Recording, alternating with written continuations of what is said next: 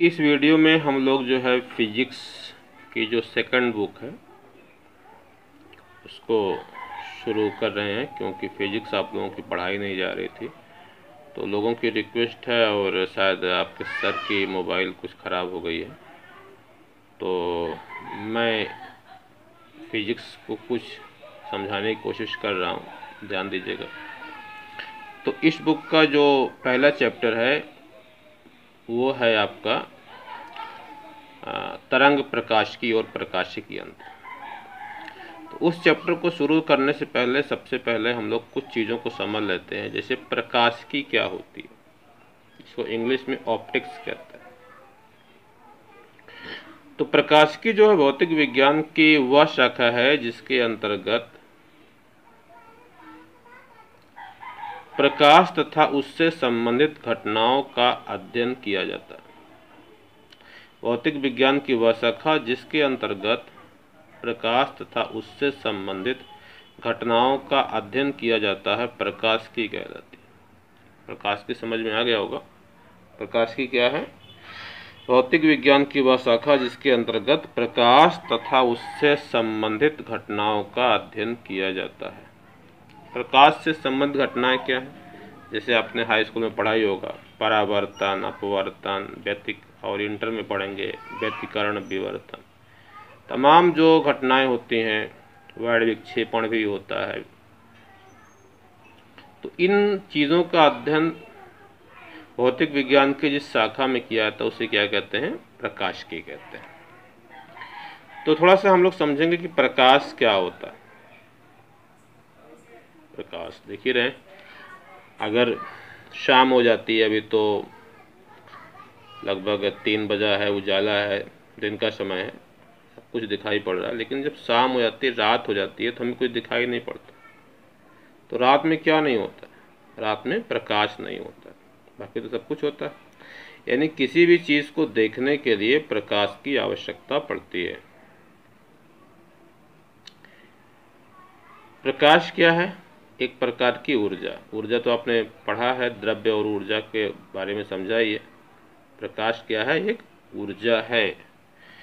तो प्रकाश की देखिए परिभाषा में लिखा है, प्रकाश एक प्रकार की ऊर्जा है जो हमारी आँख के रेटिना पर पड़ने से दृष्टि संवेदना उत्पन्न करती है और हमें वस्तुएं दिखाई देती हैं। प्रकाश क्या है? एक ऊर्जा है जो हमारी आंखों पर पड़ने से क्या होती है? दृष्टि संवेदना उत्पन्न करती है और हमें वस्तुएं दिखाई देती हैं। तो ये प्रकाश की परिभाषा है। तो इसे इंटर में तो पूछी नहीं जाएगी, लेकिन फिर भी जान लीजिए। अब देखिए, कुछ प्रकाश के गुणों के बारे में हम लोग जानते हैं कि प्रकाश के गुण क्या क्या होते हैं। तो प्रकाश के गुण में सबसे पहला गुण है, प्रकाश की तरंग दैर्घ्य 4000 एंगस्ट्रॉम से 7500 एंगस्ट्रॉम तक होती है।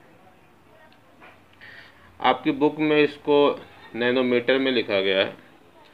400 नैनोमीटर से 750 नैनोमीटर तक होते हैं। उसे मैंने एंगस्ट्रॉम में कन्वर्ट कर दिया, क्योंकि ज़्यादातर बुकों में एंगस्ट्रॉम लिखा होता है। एंगस्ट्रॉम समझ रहे होंगे, 10 की पावर 10 मीटर को एंगस्ट्रॉम कहा जाता है। प्रकाश एक विद्युत चुंबकीय तरंग है। प्रकाश क्या है बेटा?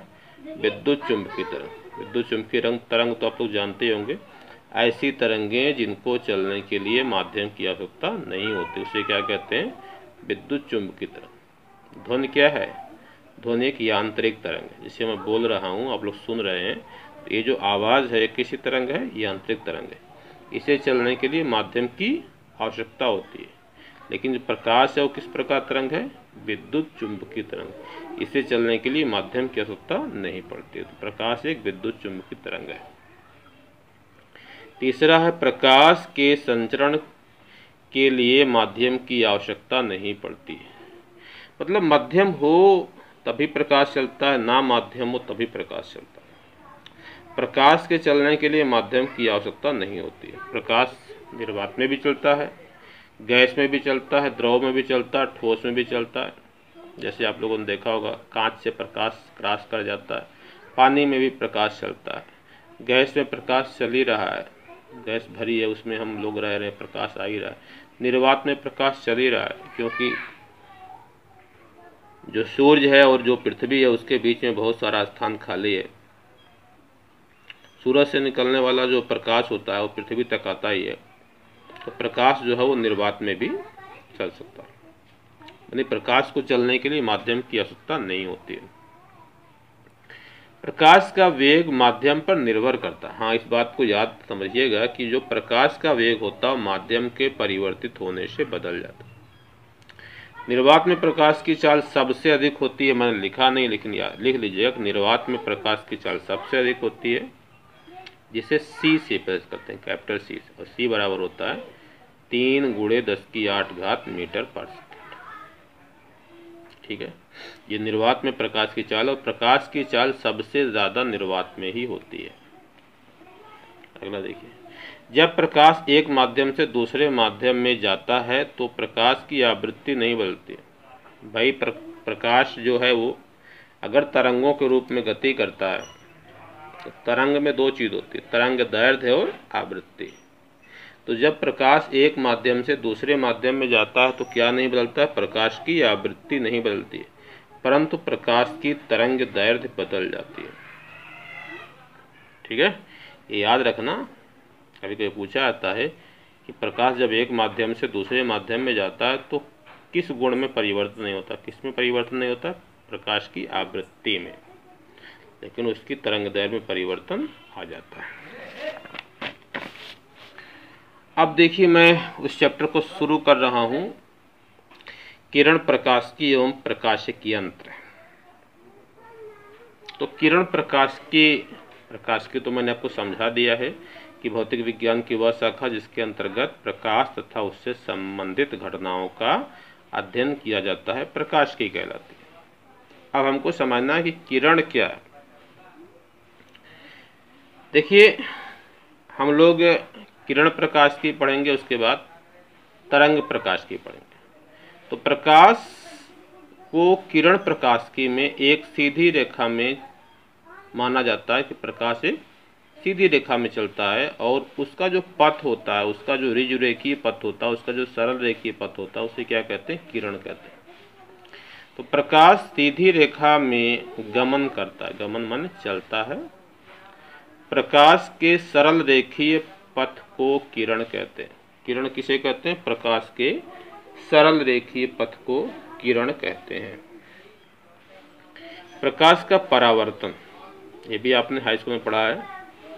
परावर्तन कब होता है, जब प्रकाश किसी चिकने पृष्ठ से टकराकर पुनः उसी माध्यम में लौट आता है।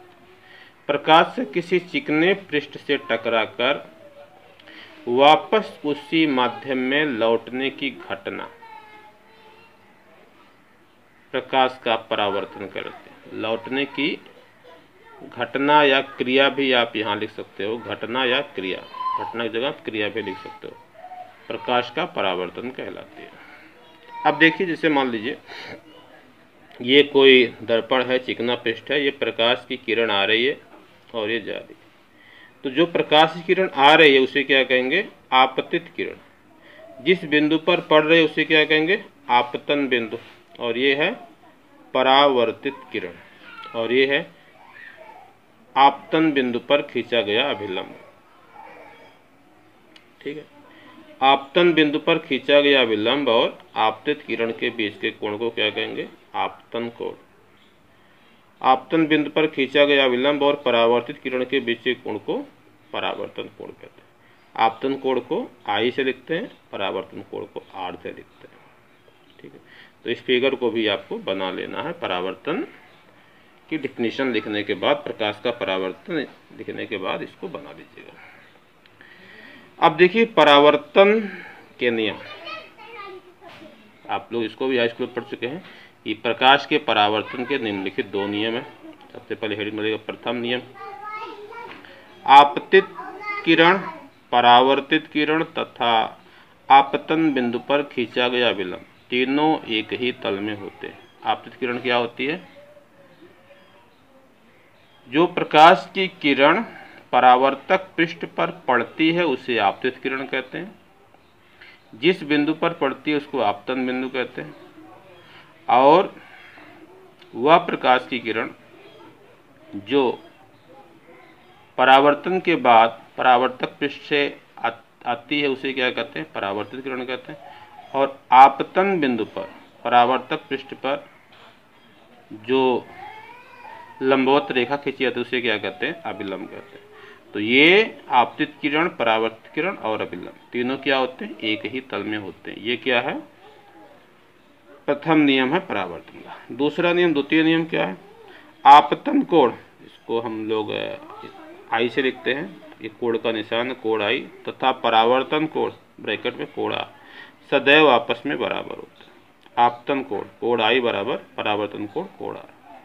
तो इस वीडियो में मैंने बेसिक ही समझाया है और आप इसे समझ के नोट्स बना दीजिएगा।